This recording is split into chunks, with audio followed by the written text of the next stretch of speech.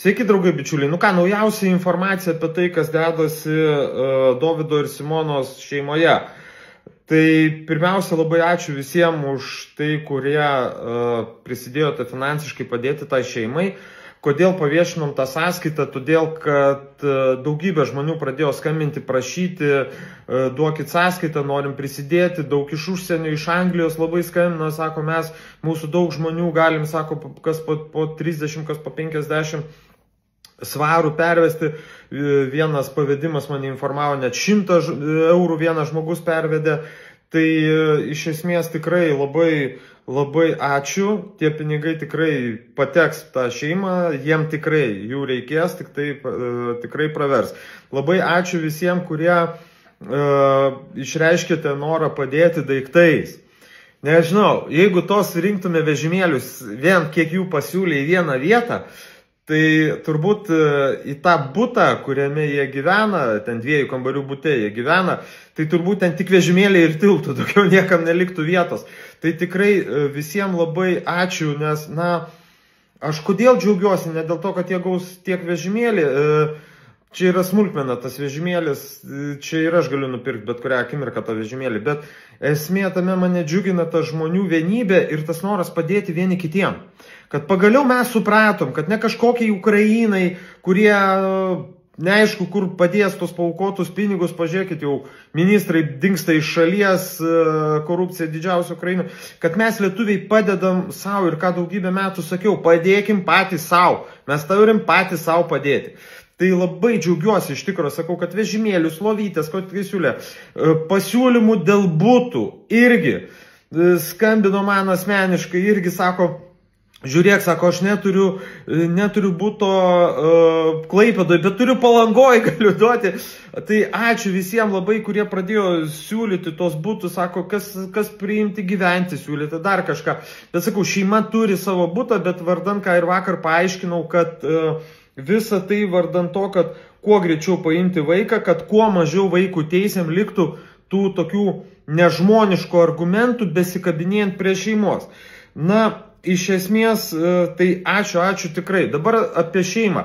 Tai aš, žinokit, tikrai jau nebeabejoju, šiandien jau nebeabejoju, kad vaikutis bus tikrai sugrąžintas pakankamai greitai ir dėka mūsų visų. Dėka to milžiniško spaudimo, dėka to. Bet žinot, pasakysiu, kokie svoločiai iš tikrųjų yra žiniasklaida. Dar sekmadienį apie pietus buvo gauta informacija, šita pas mane. Ir kas pirmasis, Lobovas pasidalino, gauta ta informacija buvo nusiųsta. Man buvo atsiųsta, ir buvo išsiųsta 19 žiniasklaidos priemonių. Įsivaizduojat, Vilčinskas sėdo prie elektroninio pašto ir tą pačią medžiagą išsiuntė 19 žiniasklaidos priemonių visiems, TV3, LNK, LRT, visiems. Ir niekas nesureagavo. Tik tai po to, kai sekmadienį mano kanale sprogo šitas vaizdo įrašas, dar po paros, tai yra vakar vakare, pirmanį, tik tai žiniasklaida pranešė, kai jau nebuvo kur dėtis. Įsivaizduot, kaip yra dangstoma sistema, kaip yra dangstoma visos valdžios konservatininkų klaidos, nesvarbu, kad dabar konservatorių partija ne valdžioje, dabar socdemai, betgi apie tą patį, ar kas nors pasikeitė, nieko, tik tai blogiau. Tai iš esmės konservatininkų tą valdymą, tas jų valdininkų klaidas yra dangstoma. Tai kai jau žiniasklaidai nebuvo kur dėtis, kai jau nebuvo, kas nežino apie tai, kai jau man jau sulaukiau tikrai iš kai kurių žmonių iš užsienio, kurie tikrai labai įtakingų žmonių, kurie irgi sako, žiūrėk, čia yra, kai sako tokį žodį, pasakė, piriboras, sako, čia jau per daug, jau virš visko visą tai. Tai iš esmės jau tada žiniasklaida parašė.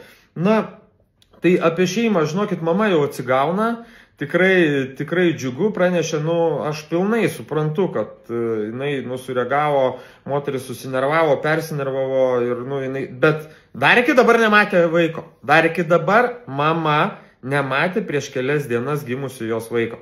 Vieta jo yra nežinoma. Dar po šį dieną. Bet vaikų teisės eina link to, dabar pradėjo aiškinti vakar, kad, žinot, tai mes dabar, kaip pavadino tą terminą, yra laikinas vaiko sulaikymas. Įsivaizduot, kaip žmogų uždaro ten 48 valandom 2 parom, laikinas sulaikymas. Tai čia yra laikinas vaiko sulaikymas. Nes dabar negali gražinti vaiko, nes nėra apklausta kita pusė. O žinot, kas yra kita pusė? Tėvai. Tėvai, kaip vaikų teisės vakar paaiškino, tėvai nėra apklausti. Nežinoma tėvų pozicija. Todėl jie vaiko nežino, ar gali gražinti, nes nežino, ar tėvai vaiką nori pasiimti. Suvokėte iki kokio absurdo, nes jie ką padarė?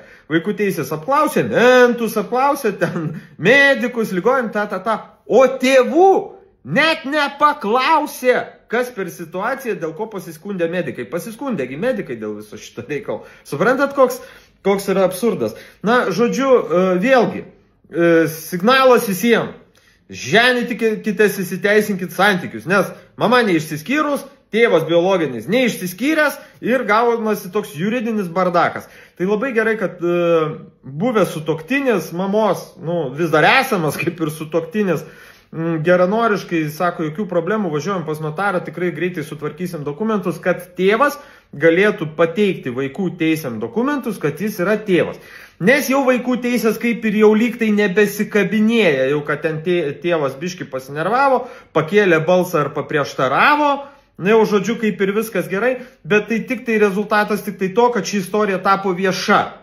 Jeigu šita istorija būtų netapus vieša, patikėkit, tas vaikas būtų po šį dienai paimtas ir ten tie tėvai būtų vėlniop siuntinėjami, jiem kišami visokie kursai, nes už tos kursus, kas tos kursus rengia, gauna neblogus pinigus ir jie tie tėvam kvaršina galvas, liepia išklausyti tos kursus, tie tėvai tose kursuose sėdi, kuo greičiau su visko sutinka, kad tik tai atsiimti savo vaikus. Aš nesakau, kad visi vaikai jau yra atimami be reikalo. Ne, taip tikrai nesakau, yra iš kai kurių pijokų, alchašų, tikrai tos vaikus reikia paimti, nes buvo tokių man istorijų, kad irgi skambina, verkia, kad oi ten kažkaip tai paėmė vaikus.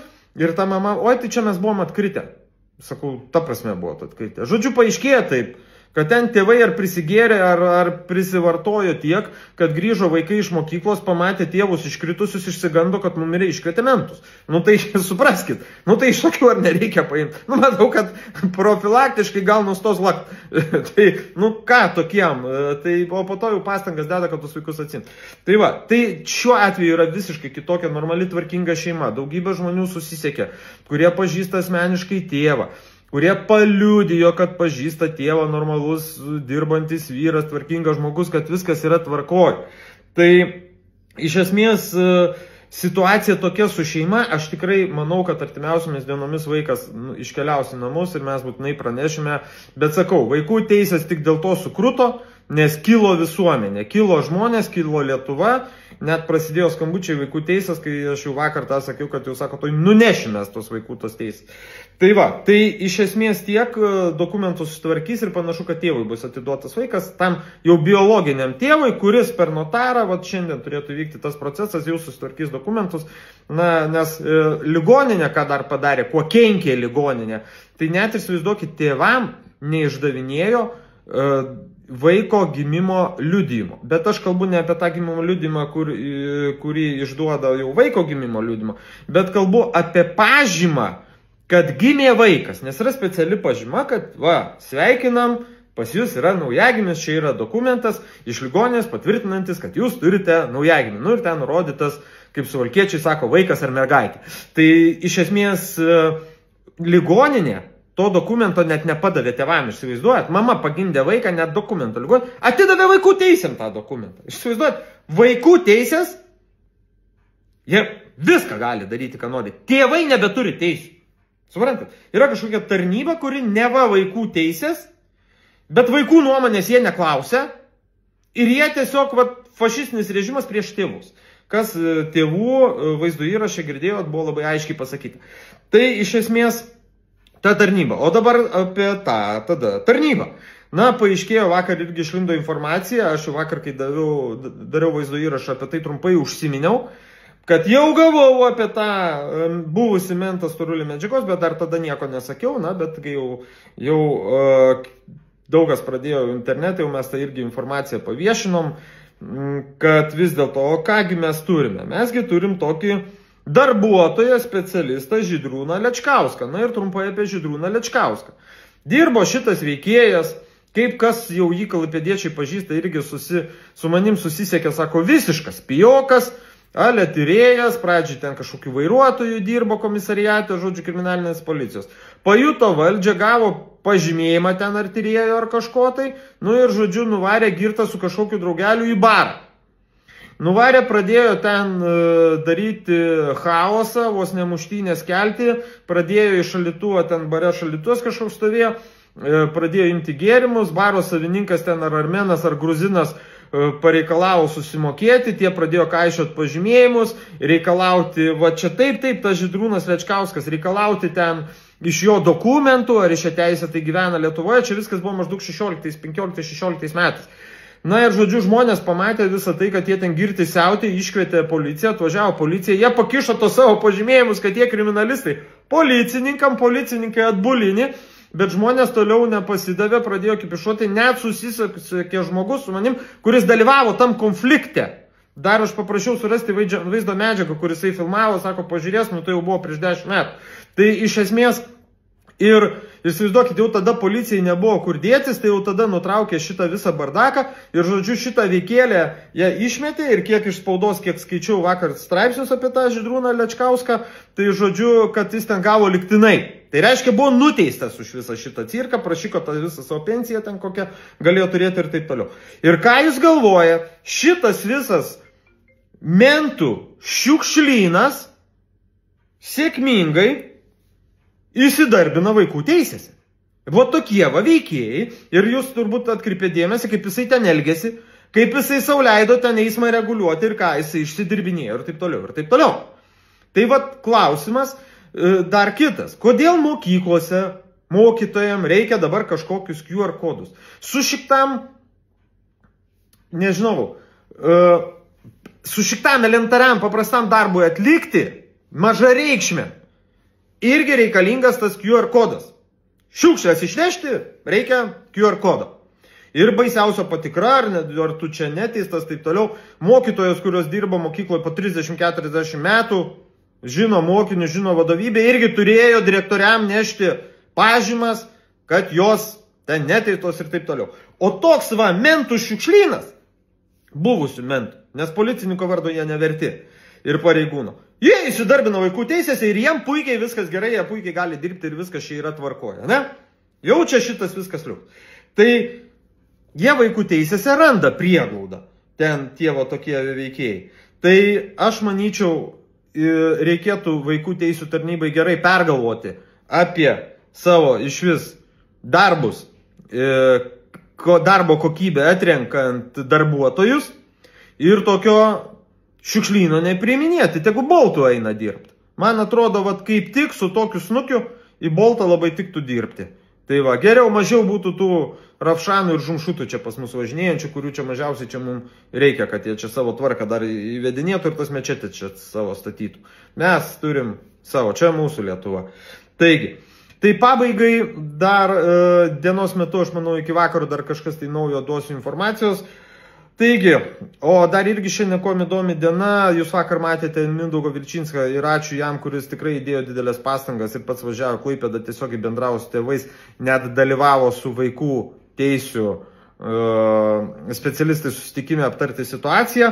Šiandien aukščiausio teismo sprendimas dėl Mindaugo Vilčinsko. Tai vis dėlto Vilčinskas teisėtai padarė, kad paėmė savo vaikus ar neteisėtai, nes ten jiem tipo ale atleido nuo atsakomybės, bet Vilčinskas reikalavo, kad jis būtų išteisintas, nes, na, jisai pasiėmė vaikus, kurie, kaip vėliau paaiškėjo, buvo laikomi neteisėtai. Tai kaip čia dabar gaunasi? Tai va, visos sėkmės Mindaugui, sekite spaudą, jeigu vakariai išeis, gal aš dar pats su Mindaugu ir pasikalbėsiu, žodžiu, laukiu jos skambučio.